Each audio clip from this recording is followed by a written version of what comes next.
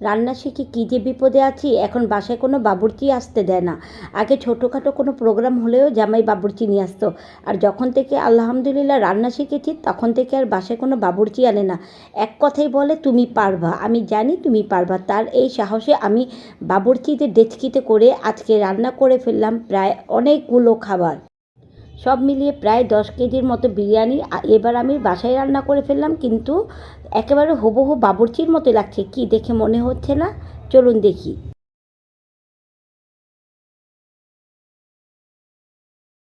আমি বিরিয়ানির মশলাটা রেডি করে নিচ্ছি, আর এই বিরিয়ানির মশলার রেসিপিটা আমি ডেসক্রিপশন বক্সে দিয়ে দিব। সব কিছু একটু ভালো মতো টেলে নিয়ে এটাকে এখন ব্লেন্ড করে গুঁড়া করে নিতে হবে। এখন 2 কেজির মতো পেঁয়াজ কুচি একেবারে ফাইন করে কেটে নেবেন। এর মধ্যে 1 লিটার সরিষার তেল, আর আমি এটা আজকে খাঁটি সরিষার তেল ব্যবহার করছি। এই রান্নাটা পুরোটা সরিষার তেলের উপরেই করব। পেঁয়াজটাকে টেলে নিয়ে এর মধ্যে আমি বেশ কিছু আদা রসুন পেস্ট নিয়ে নিচ্ছি। আমি এখানে প্রায় 4 থেকে 5 টেবিলের মতো আদা রসুন বাটা দিয়েছি। পেঁয়াজটাকে ভালো মতো একটু কষিয়ে নিয়ে তারপর এর মধ্যে আদা রসুন বাটা দিয়ে দিচ্ছি। এখন 3-4টি তেজপাতা দিচ্ছি। এর মধ্যে কোনো পরিমাণ পানি ব্যবহার করবেন না।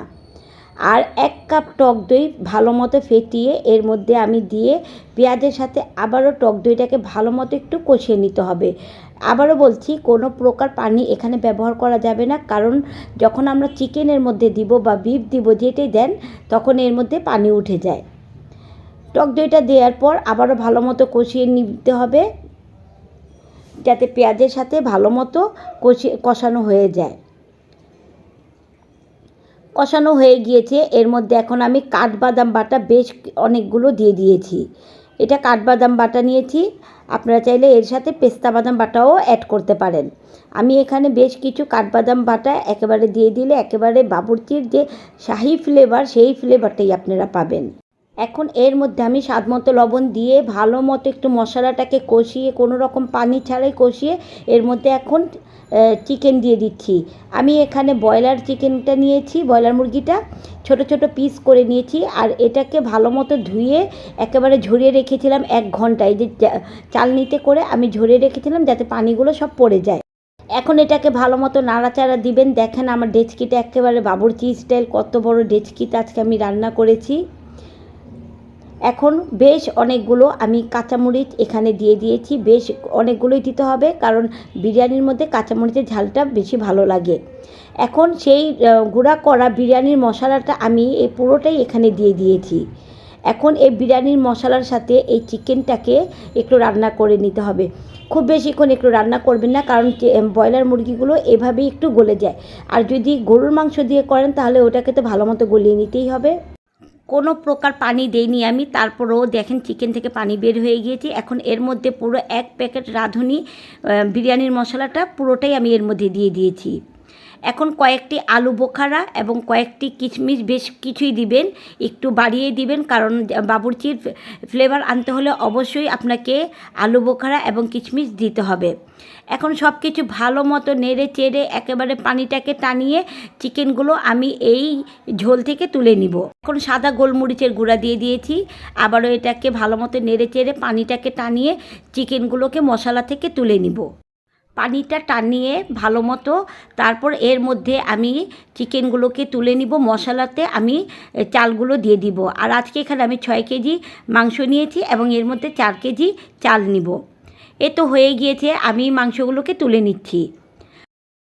মাংসগুলোকে তুলে নিয়ে এর মধ্যে মশলাতে আমি চালগুলো ছেড়ে দিচ্ছি। এখানে প্রায় 4 কেজি মাপা চাল আছে।